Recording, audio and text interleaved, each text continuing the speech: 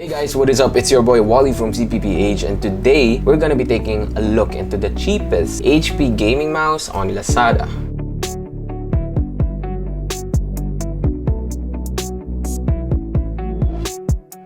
Right, so right now I just stumbled upon this feature or this mouse upon searching for a replacement mouse for our other computer downstairs in my dad's office. So basically, I was searching for a cheap optical mouse. So I was going to go with the Logitech tig 100 pesos na mice. Sabi ko, pwede na yun.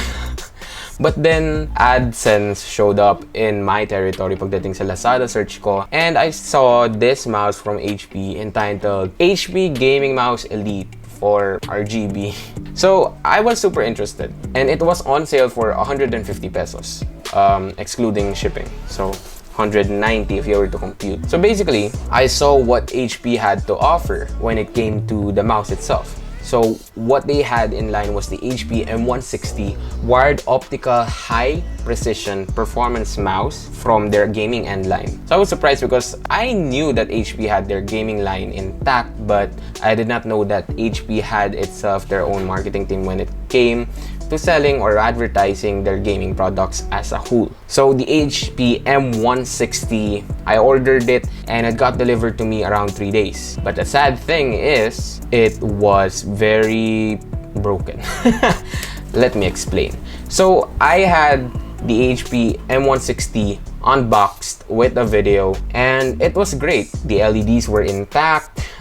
Performance of the mouse was good. It had high DPI settings that I could change within the system app, not within the mouse itself. It didn't have a dedicated button. But the few key differences that I saw was, number one, it did not have the side buttons as advertised, and I was kind of skeptical if it was legitimately a HP gaming product. Now, when it came to the issue, it was with the scroll button. I was not able to scroll down or up with the mice scroll wheel that properly. So I thought baka naman sa Mac OS lang to may problem, may gagamitin lang naman siya sa Windows. And it also happened on Windows. So it wasn't a Mac problem, it wasn't an OS problem, it was a hardware defect. Mouse here, so normal naman siya.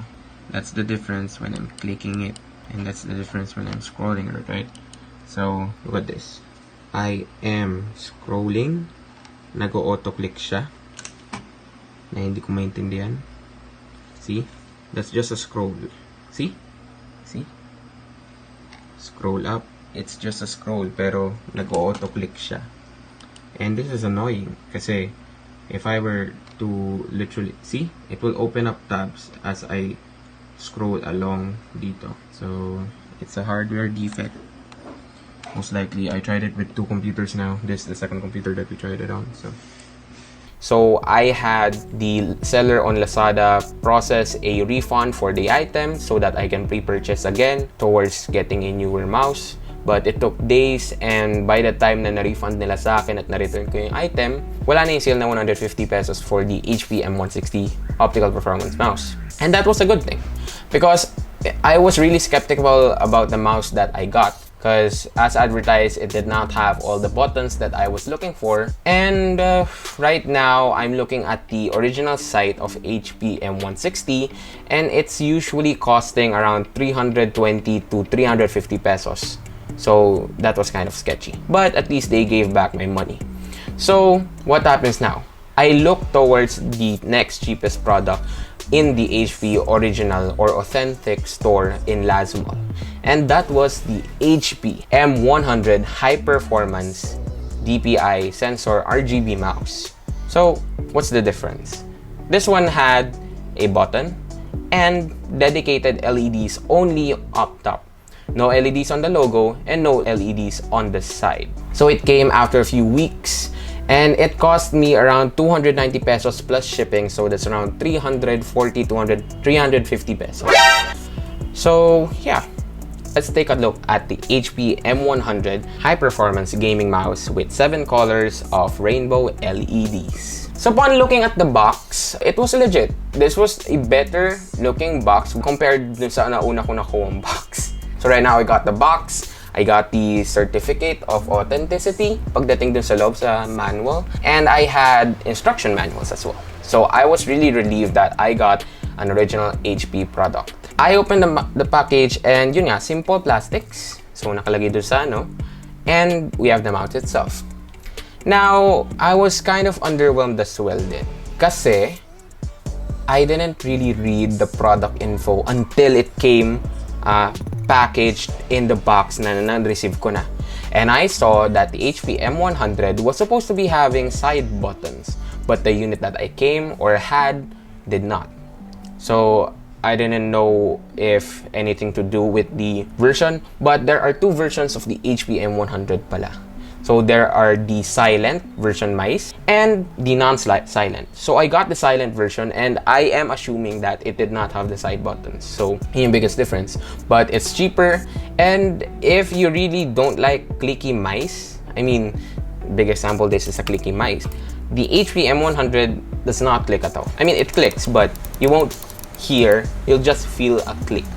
But it's super damped siya. So that's a nice touch. Bilang hindi naman lahat ng tao gusto may ingay yung mga game products nila, but I like it. It's a good silent mouse. Pero not as advertised.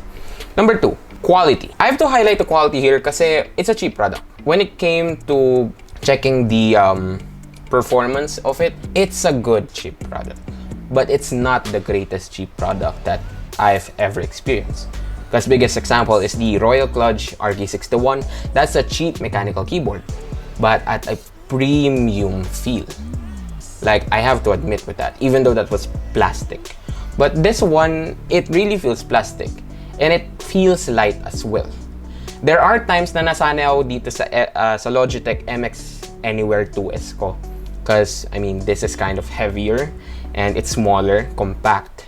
But with that, it's not a compact mouse, but it's super light.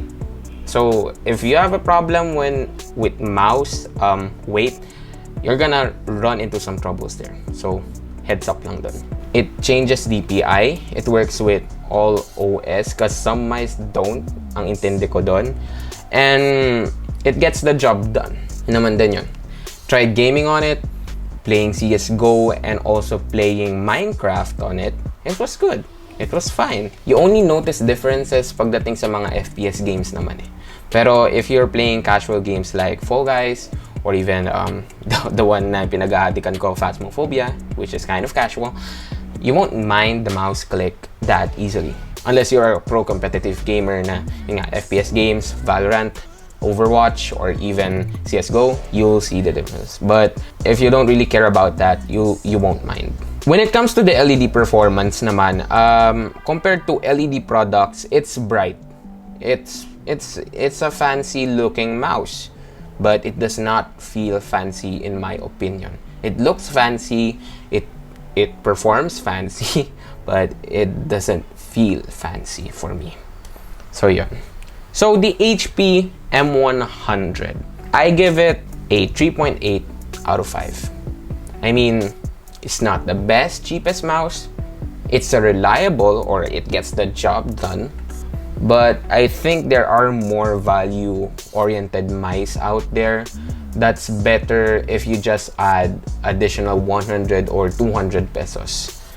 If you just really need a mouse or a secondary mouse, or you just want things to get done, and you wanted something more flashier than a Logitech yung tig-100 na mice, go get this one.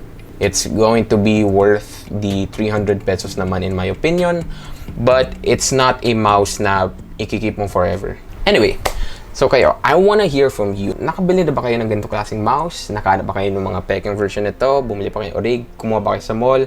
Comment down below kung ano yung opinion nyo dito sa mouse na ito. Anyway, I'm just reviewing this in a casual player's perspective that plays with a mouse, using a mouse, and plays it, in games. That's been it. Thank you so much for watching. Don't forget to leave a like and subscribe if you want to see more videos like this and even more gaming videos in the future. And I will see you in the next one. Bye for now.